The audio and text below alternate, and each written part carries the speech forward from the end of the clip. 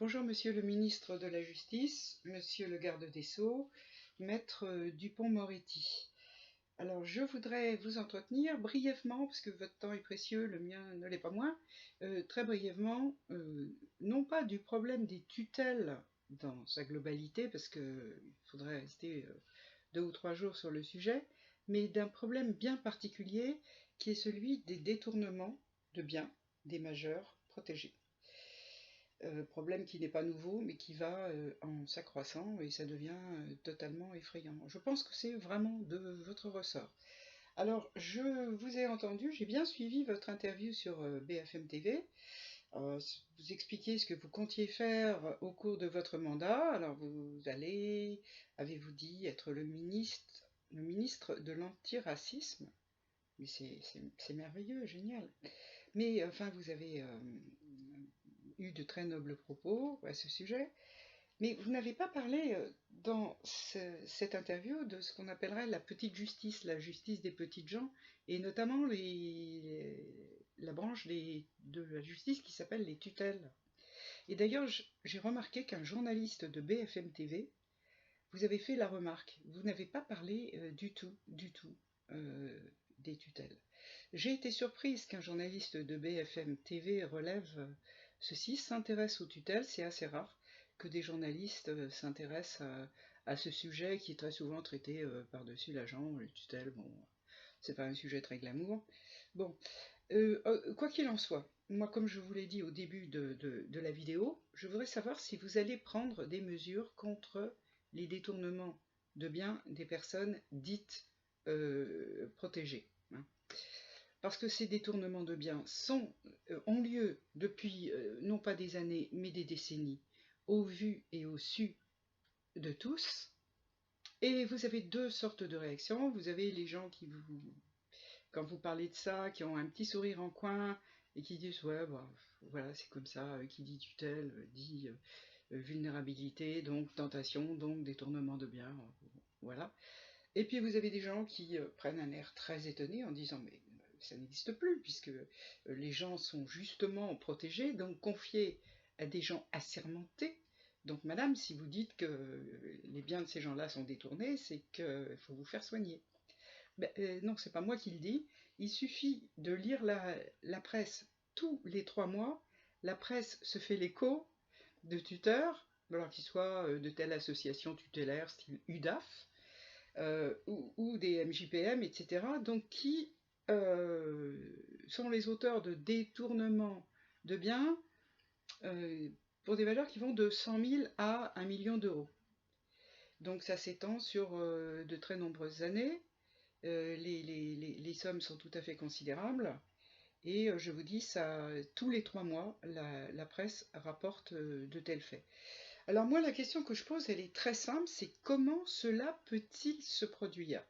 Quand un tuteur arrive à lui seul à détourner 100 000 à 1 million d'euros sur 10 ans, il y a forcément des gens qui se sont aperçus qu'ils se faisaient voler et qui s'en sont plaints aux autorités concernées, c'est-à-dire le juge des tutelles, le procureur de la République, peut-être le ministre de la Justice. Et il n'y a pas de réaction. Comment ça se fait qu'on mette 10 ans pour mettre la main sur l'auteur d'un tuteur voleur? Parce que moi j'ai eu des mots avec le tuteur de ma mère, je l'ai traité de nulle, de ceci, de cela, parce qu'elle est nulle. Et je peux vous dire que 3 mois après, j'étais convoquée au commissariat de police, et puis 3 mois après, devant le tribunal correctionnel, et voilà, procès, machin, et tout ça. Ça n'a pas mis beaucoup de temps. Hein. Donc moi, je traite, je dis à la tutrice de ma mère qu'elle est nulle, et je me retrouve dans des ennuis judiciaires pas possibles, hein, qui durent encore depuis 5 ans, parce que j'en suis à mon 4e procès. Et à côté de ça, vous avez des gens qui détournent des biens pendant 10 ans, entre 100 000 et 1 million d'euros, et bizarrement, la justice attend 10 ans pour intervenir. Mais ça va pas, ça. Mais ça va pas du tout. ça va pas du tout. Qu'est-ce qui se passe? Pourquoi est-ce que ça existe? Alors ça a été déjà signalé par des gens très bien. Bon, je pense à Valérie Labrousse qui a écrit un livre qui s'appelle Les Dépossédés, il y a 6 ou 7 ans, qui a fait beaucoup de bruit, qui a parfaitement parlé de ces détournements. Je pense tout simplement au rapport de la Cour des comptes de 2016, si je me souviens bien, et à celui du Défenseur des droits, qui justement pointe ces détournements et le manque de contrôle des tuteurs. Parce que pourquoi est-ce que ces détournements ont lieu si facilement? C'est parce que les comptes, qui en principe doivent être contrôlés par le greffier en chef et le juge des tutelles, ne le sont pas faute de temps. Donc tout le monde sait ça, d'où la fameuse, entre guillemets, réforme récente là, de mars 2019 de votre consoeur, Madame Nicole Belloubet, qui, consciente de ça, nous pond une réforme qui, tout comme celle de 2019, prétend mettre le protégé au cœur du système, c'est cette espèce de slogan complètement vide de sens, et qui nous dit, les yeux dans les yeux, ah ben voilà, effectivement, on constate que les juges des tutelles n'ont pas le temps de contrôler les comptes, donc eh ben, on va déjudiciariser les comptes. Ça veut dire quoi en clair? Ben, ça veut dire qu'il n'y a plus de contrôle, et vas-y, c'est open bar pour les tuteurs. Donc une réforme qui en fait est un recul par rapport à la situation précédente.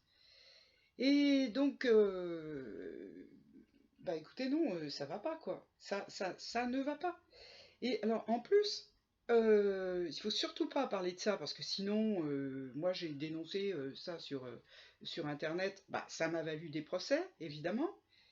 Et ça m'a valu non seulement des procès, mais on a été l'objet, on se réunit sur des réseaux sociaux, et on a eu la surprise pendant 1 an et demi. Je dis bien 1 an et demi, on a des gens, des tuteurs ou affiliés, qui sont venus sur nos pages pour nous dire attention, si vous continuez à dénoncer ces faits, mais nous on citait personne, on citait simplement les articles de journaux faisant état de la condamnation de tel tuteur parce qu'il a été pris la main dans le sac. Non mais c'est tabou, faut pas en parler. Donc ces gens-là sont venus sur nos groupes et ont fait des signalements contre nous à Facebook pour nous faire taire, et notamment un petit groupe de gens qui venaient de Nîmes, Alès, Avignon. J'ai l'impression qu'il y a une sacrée bande là-bas. Donc, monsieur le ministre de la Justice, est-ce que vous trouvez que c'est normal que des gens, des tuteurs, enfreignent la liberté d'expression de monsieur machin truc parce qu'il se plaint de choses pas tout à fait correctes de la part des tuteurs? Non, mais moi j'ai fait un signalement au procureur de la République, j'ai été convoqué au commissariat de police au sujet de cette bande-là de Nîmes, Alès, Avignon et tout ça. Non mais attendez, non, on atteint des sommets. Donc voilà, bah écoutez, alors oui, je voulais vous dire aussi, ce qui est très grave, c'est que l'individu lambda comme moi, donc se fait traîner devant les tribunaux, machin truc, etc. Mais ce qui est encore plus inquiétant, c'est que les avocats, je dis bien les avocats, ne parviennent pas à leur fin. Quand ils dénoncent auprès du juge des tutelles les manquements, pour employer un terme un euphémisme, de telle ou telle association tutélaire, bah, ils se heurtent à. C'est tout juste si on ne les dessaisit pas. Ça arrive parfois. Et les avocats ne sont pas contents du tout. Hein, les avocats tutelles constatent cela. C'est un affront à votre profession. Vous êtes avocat. Est-ce que vous trouvez normal qu'un juge des tutelles intimide un avocat? Alors je vous annonce d'ailleurs que je suis moi-même en contact avec un certain nombre d'avocats qui sont très conscients du problème et qui vont décider, qui incessamment sous peu vont faire une sorte de collectif parce qu'ils en ont marre de se faire menacer par des juges des tutelles alors qu'ils dénoncent des faits qui sont sous la responsabilité de ces mêmes juges des tutelles. Donc voilà, monsieur le garde des Sceaux, eh ben, j'espère que j'ai été claire et j'espère que j'aurai une réponse. Voilà, merci.